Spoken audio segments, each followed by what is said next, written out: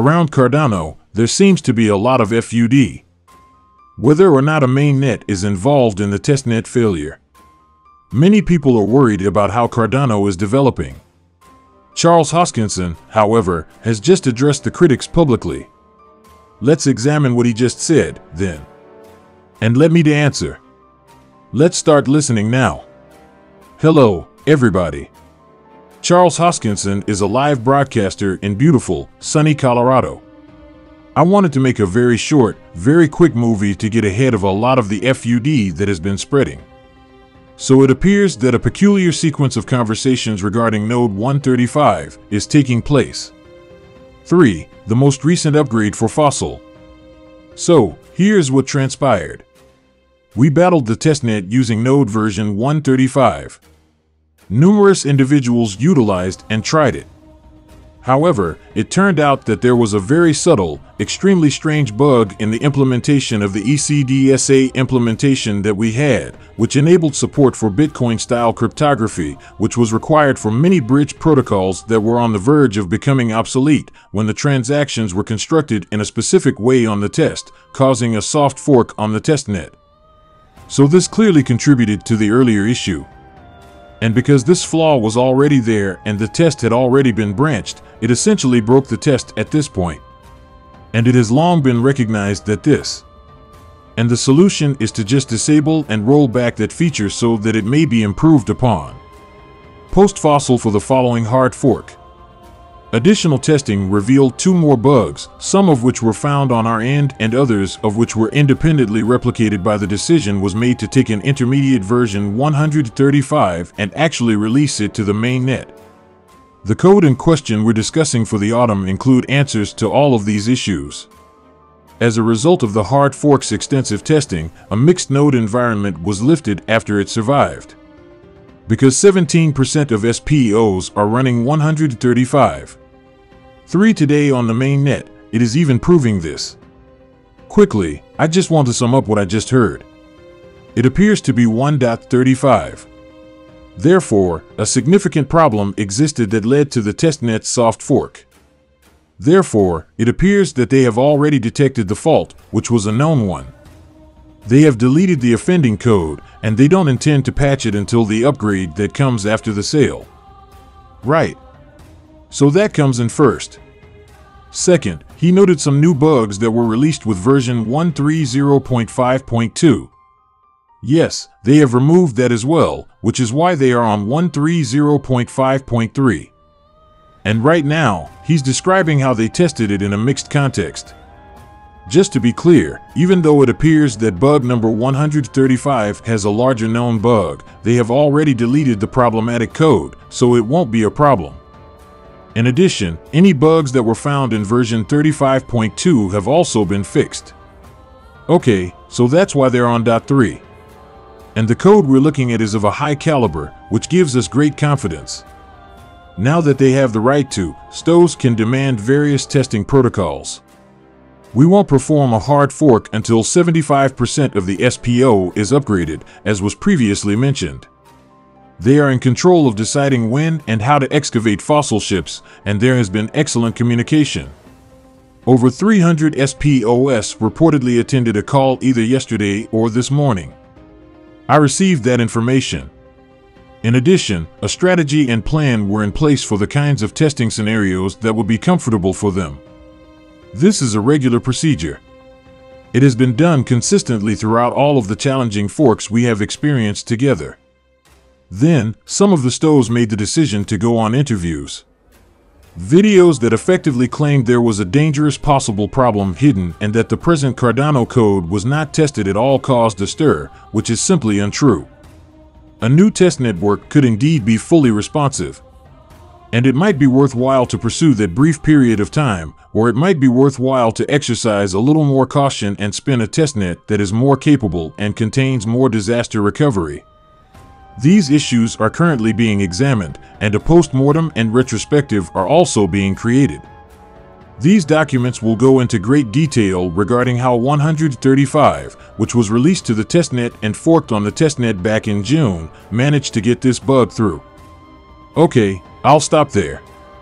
Charles is basically suggesting that unless at least 75% of the SPOs agree, it won't be difficult for it. He's telling them that, but he also says things like, "I'm not going to force it, it's up to them." However, the SPL he's referring to is the one that recently caused all the FUD, as you may know. But what's interesting is that they haven't started up another testnet since the first one failed. So I do believe that some of these STOs are essentially concerned that they are rushing it without running another testnet to run the new code, let's say 135.3, correct? That, in my opinion, is the issue. Right? Now, some SPO continue to believe that HK, and Charles may be moving too quickly without initially attempting to repair that bug from 135, am I correct? Saying, okay, we're going to do it, we're going to repair it later, is an example of this. I believe that to be the problem, then. Charles, though, retorts, well, 135.3 is being tried. I believe he may be a little hasty given the current mixed situation, but I simply want to make a few points clear. And it will happen. But we must address the issues of the present, including getting Fossil out. Furthermore, we are very confident in the sound engineering of 135.3. Once more, SEOs can independently confirm that they have conducted their own tests, and they have been collaborating with our staff to create test setups that are comfortable for the release. For some STOs, this wasn't sufficient in some way. They then made the decision to use Twitter, Reddit, and other platforms. There is currently a narrative that suggests that there is a dispute or quality issue that does not exist. When something is put to the test that shouldn't have been, we all end up looking foolish. Additionally, a post-mortem and retrospective will be conducted. But it's crucial to always consider things in the context of where we are. The great majority of the 135.3 code is now unaltered. Since 135, a hard fork has already been withstood by that code. DAP programmers have thoroughly tested that code. That code has undergone numerous tests. Additionally, some of the stake pool operators that had that code running on mainnet were over 10%. Additionally, it is now operating in a mixed node environment. Additional testing is both possible and necessary. Okay. Then, however, it must be made explicit. What objectives are there in the particular test cases that individuals are interested in testing? A strategy was created after this was addressed in the call with the SPO, and our staff is now collaborating with them to make accommodations. However, it would be counterproductive for this to spread to Twitter, Reddit, and YouTube. It has no benefit. And all it has accomplished is been turned into a weapon, weaponized, and used to attack, denigrate, and suggest that we are substantially removed from fossil forking. Cardano has significant defects or quality problems, suggesting that the Cardano ecosystem is in some way in trouble. There is neither a crisis nor a problem. The majority of the time, things go smoothly. It is clear that the testing procedures are now effective because the bug was found on the test network and the test network collapsed. Okay. Here are my thoughts on what he said once more. Charles is essentially stating, yes, it was bad at a test that failed, right? But since then, a lot of testing has been done on this code, the 135. Right? Actually, it's already active on more than 10% of the pools or nodes. I apologize. Therefore, it is currently being tested, and he is rather optimistic that everything will function. Right. And I do concur with them occasionally, posting stuff to YouTube, Reddit, and Twitter may sometimes result in a lot of commotion, but I will say this.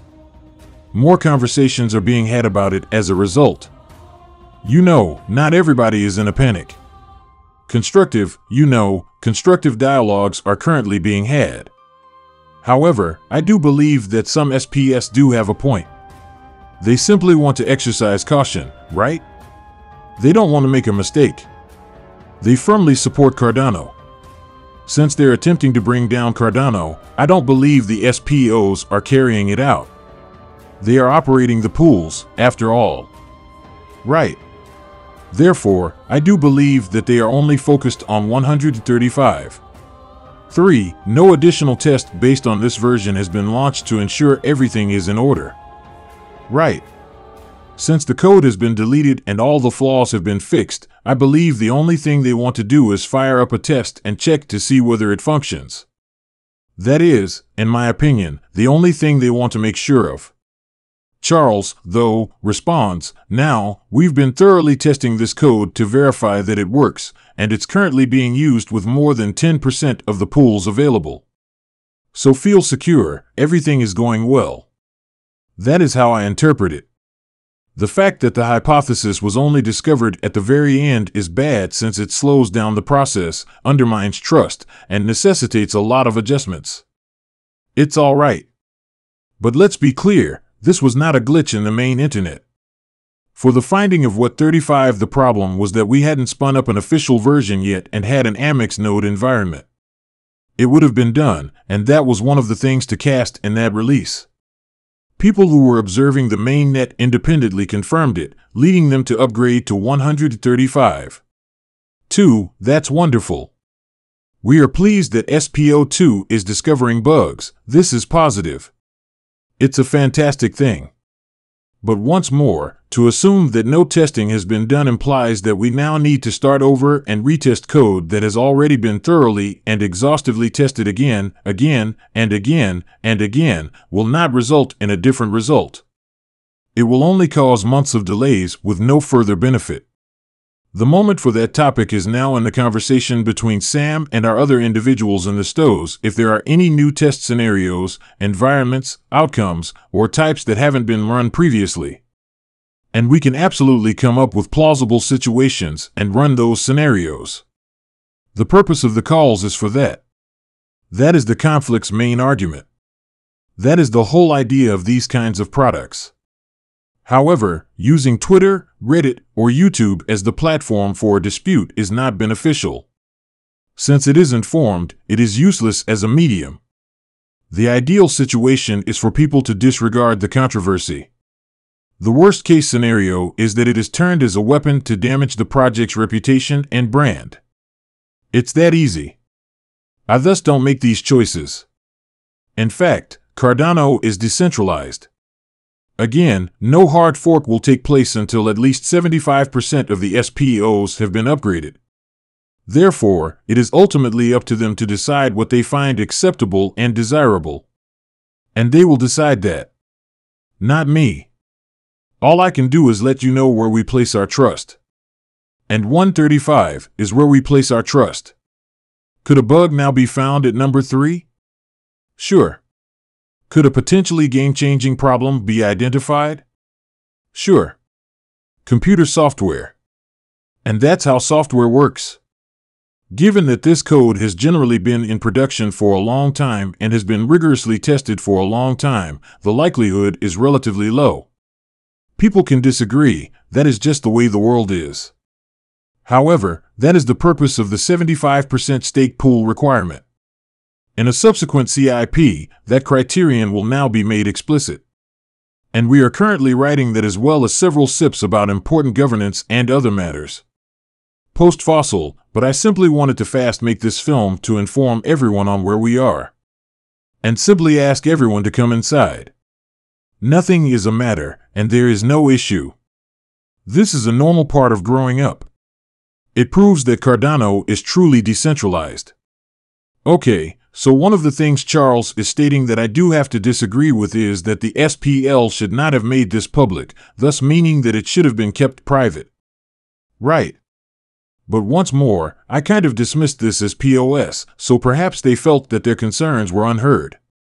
They may believe that they voiced concerns, but they obviously didn't get any attention.